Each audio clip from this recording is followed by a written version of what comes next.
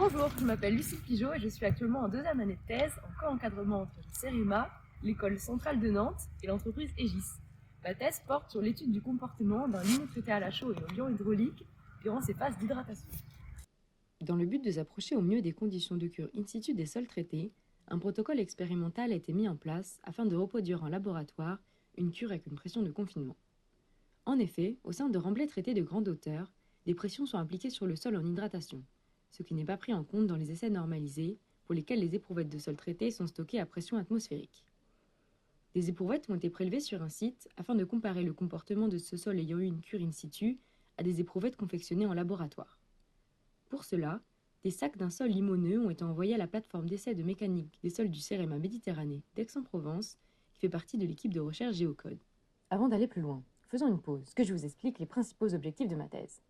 Tout d'abord, il s'agit d'observer macroscopiquement l'amélioration des performances mécaniques du limon traité en fonction de son temps de cure, puis de les corréler aux évolutions de la microstructure et de la composition en fonction de l'hydratation, et enfin de proposer une modélisation numérique du couplage chémomécanique.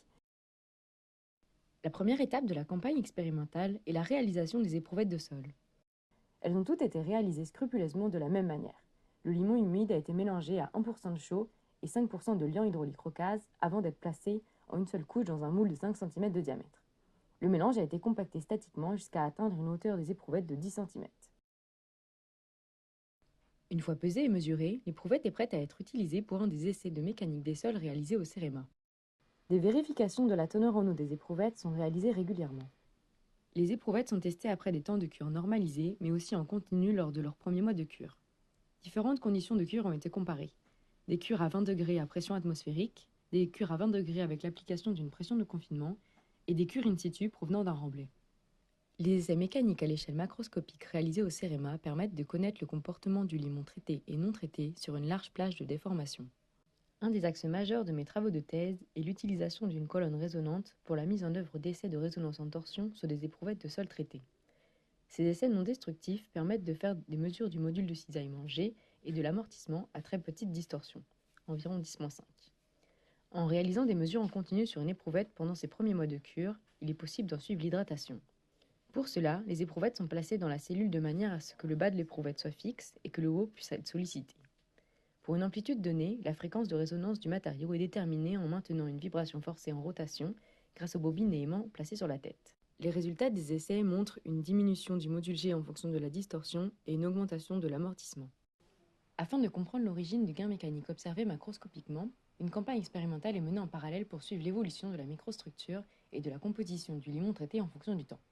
À l'école centrale de Nantes, j'ai pu réaliser des essais de porosimétrie par intrusion de mercure sur des cubes prélevés au centre de certaines éprouvettes. Ces essais consistent à envoyer à pression croissante du mercure dans un échantillon pour en obtenir la distribution porale en fonction de la taille des pores.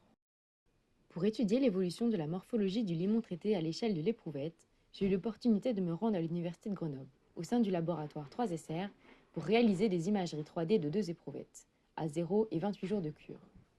Les résultats de ces essais, en cours d'analyse, vont permettre de mettre en évidence les différences d'évolution entre une éprouvette ayant eu une cure à pression atmosphérique et une éprouvette ayant eu une cure à une pression de confinement de 300 kPa. Les différences de densité mesurées par l'atténuation des rayons X donnent des informations sur la distribution porale, en complément des essais de porosimétrie par intrusion de mercure. Elles permettent également de distinguer les grains anhydres de haute densité. Une autre partie des éprouvettes a été broyée afin d'être réduite en poudre pour être analysée. Avec cette poudre, également au laboratoire de l'école centrale de Nantes, j'ai pu réaliser des essais de diffraction aux rayons X qui permettent d'identifier et de quantifier des phases minérales cristallisées des matériaux. Des analyses thermogravimétriques les ont complétées en mesurant la masse d'un échantillon lorsque celui-ci est soumis à des augmentations de la température. Ces analyses informent sur la composition en phase oxydée, hydratée ou carbonatée. Cependant, ces essais ne permettent pas de donner des informations assez précises sur les quantités de phase anhydre et hydratée dans le limon, les quantités de chaux et de liant étant inférieures à 10%. Pour pallier à ce manque expérimental, un modèle de l'hydratation du liant hydraulique en fonction du temps a été développé. En le couplant à un modèle d'homogénéisation numérique, il est possible d'obtenir une évolution du module d'ion homogénéisé du sol pendant sa cure. Ce modèle multi-échelle est basé sur l'hypothèse morphologique que le sol, après traitement, soit structuré en agrégat entouré d'une coque cimentaire composée d'hydrates. L'objectif de ma dernière année de thèse va être de prendre en compte des conditions particulières de cure, comme l'application d'une pression de confinement sur les éprouvettes, dans mes modèles d'hydratation et d'homogénéisation. Merci à tous pour votre attention.